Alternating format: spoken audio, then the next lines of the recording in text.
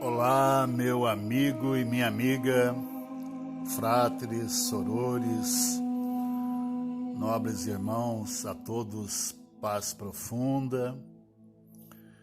Eu convido a todos na data de hoje a me acompanhar numa pesquisa sobre Israel.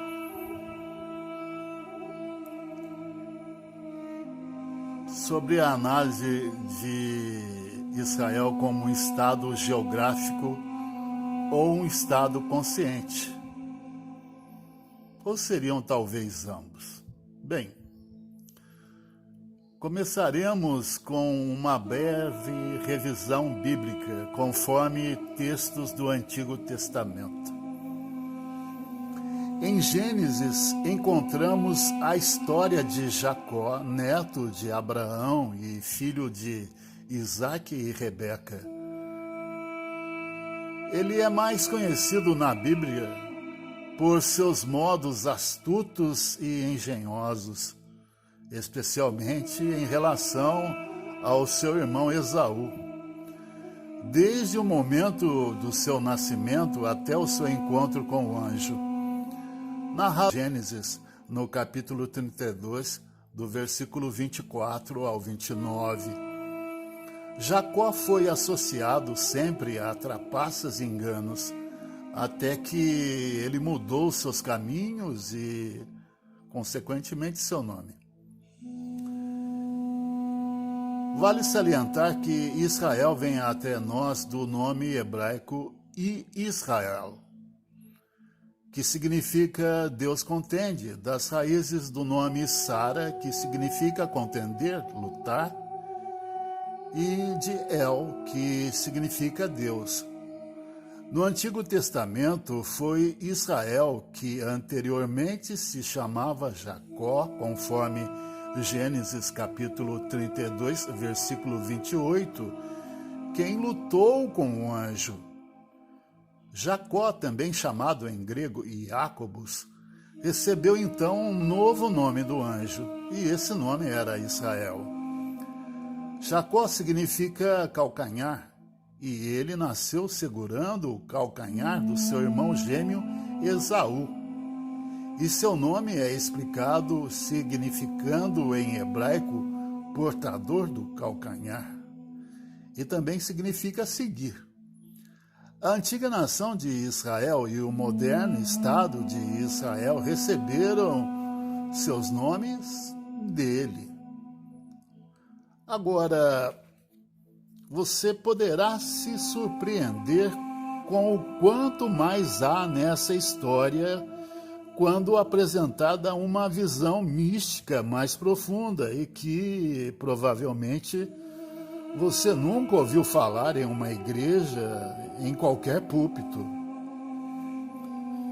Eu convido aos amados a irmos a uma análise metafísica e peço que tenham paciência comigo, pois o assunto ficará muito mais profundo. Vamos começar com uma análise rápida do simbolismo contido na própria palavra Israel antes de prosseguirmos. Me acompanhe. Israel.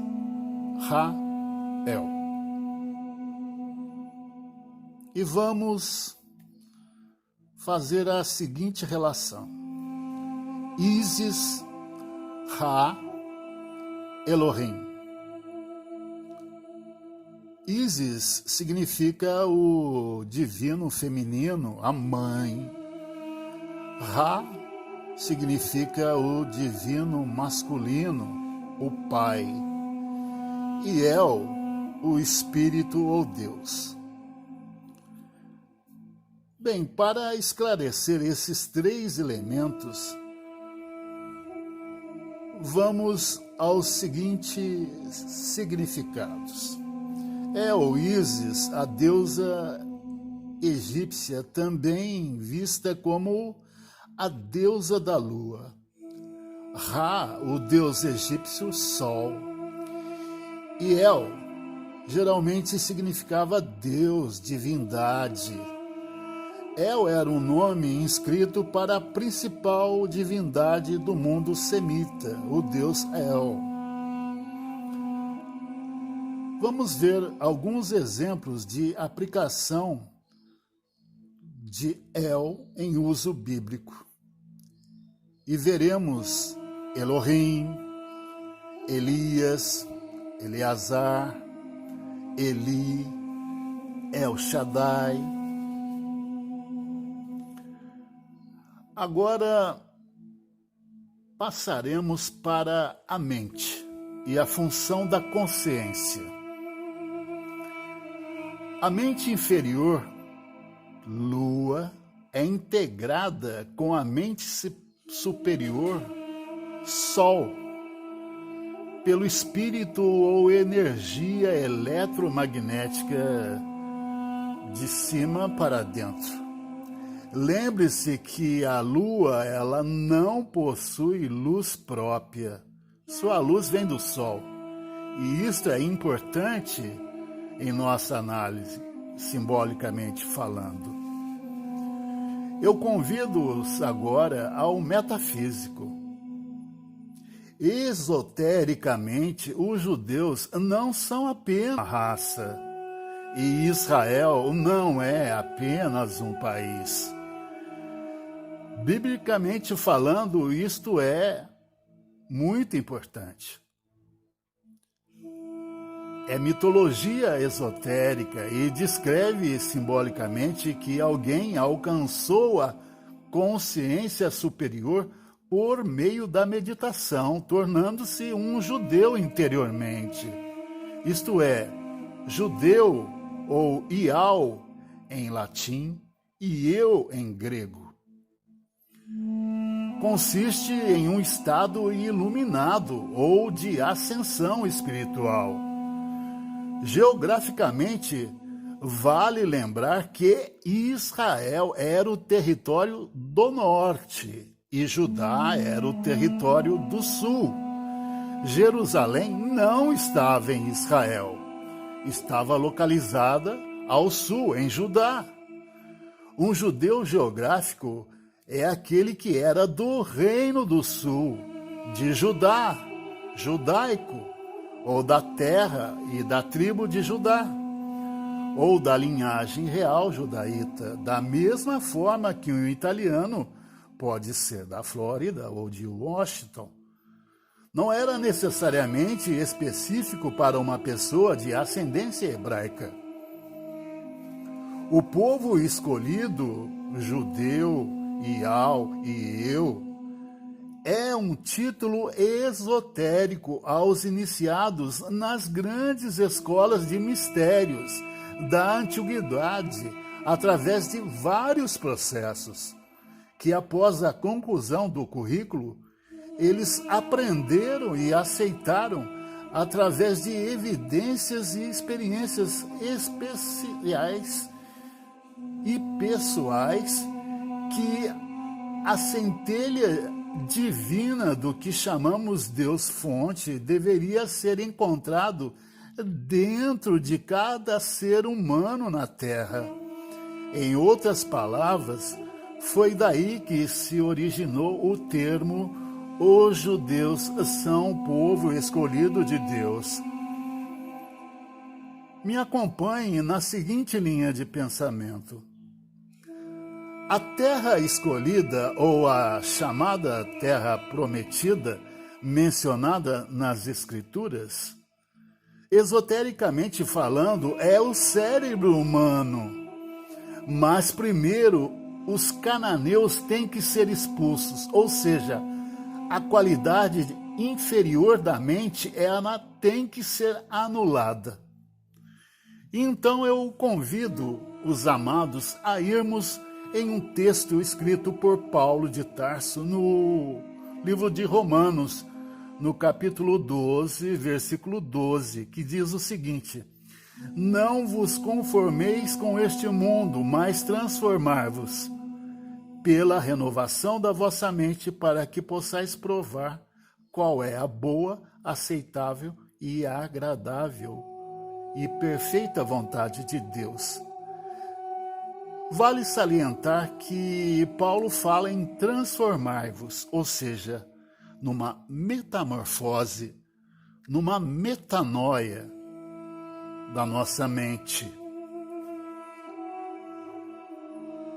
Analisando a estrela de Davi e o selo de Salomão, vemos que se trata de um hexagrama, um símbolo esotérico muito comum e de mais de 4.000 anos, visto na cultura egípcia, na cultura hindu,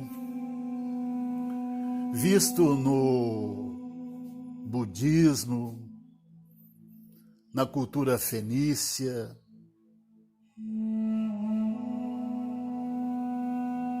Esse símbolo, uma estrela de 6 pontas, foi usado como símbolo do profundo significado espiritual.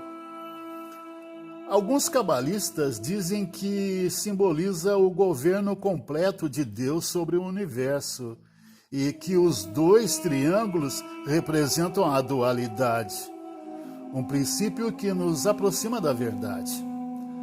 A estrela de Davi, ela consiste em 2 triângulos, um em pé e o outro voltado para baixo. Esses símbolos também são usados na alquimia e na astrologia para representar os princípios masculinos e femininos e os 4 elementos, cada um dos quais representa atributos de caráter e emoção. O símbolo também representa como acima é abaixo, com os 2 triângulos entrelaçados. Uma estrela está relacionada com a representação da consciência superior e inferior e da união do espírito com a matéria. A estrela está mencionada com a mente e a cura. Os 2 triângulos representam as partes masculinas da mente e feminina. As membranas esquerda e direita do cérebro, que ditam como pensamos e percebemos, ou seja, o nosso aspecto criativo.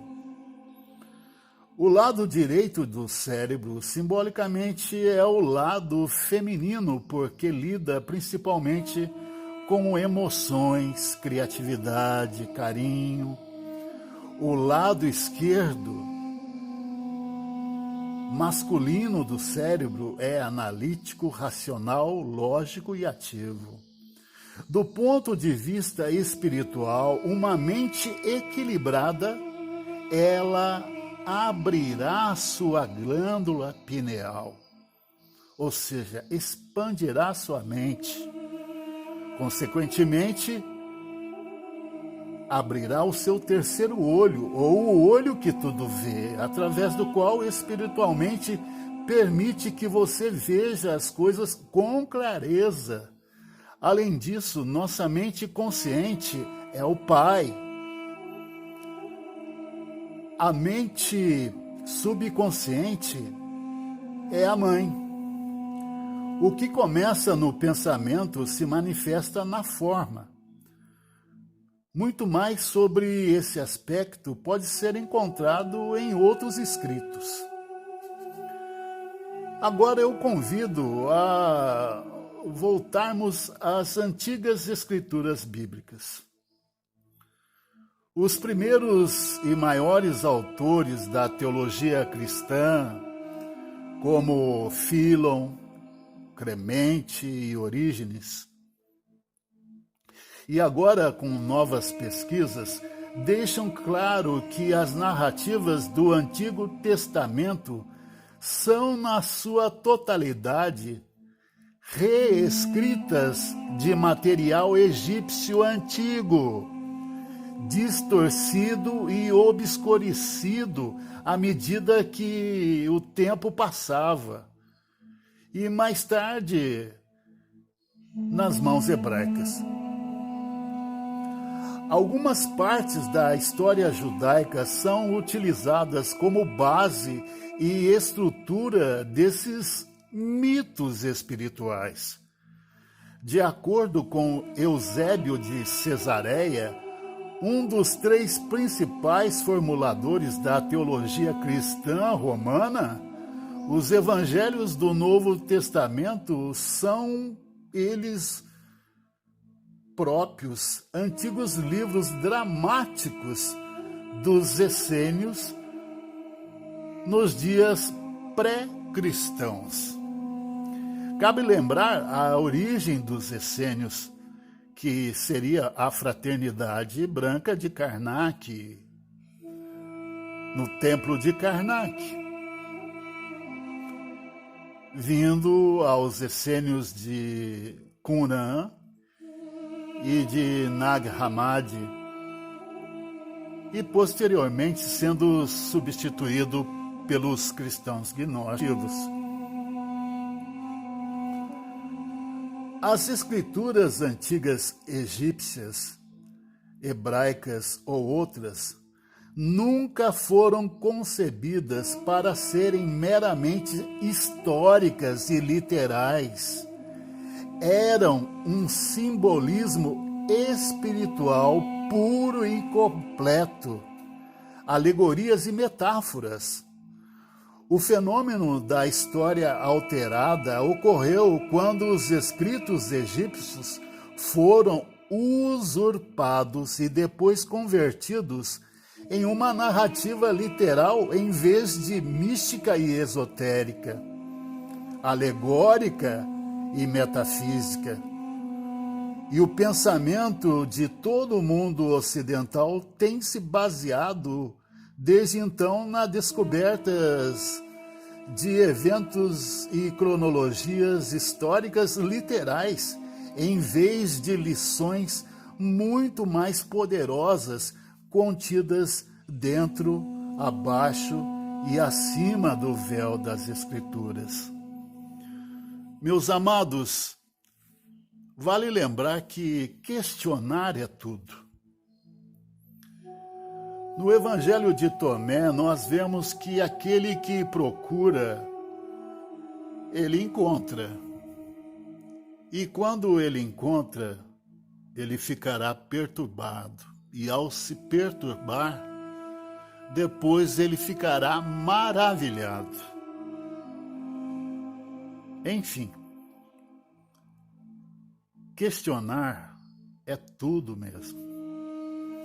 E o que eu apresento aos amados é um pensamento de um livre pensador,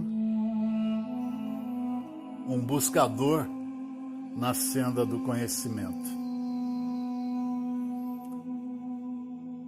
A todos, paz profunda, assim seja.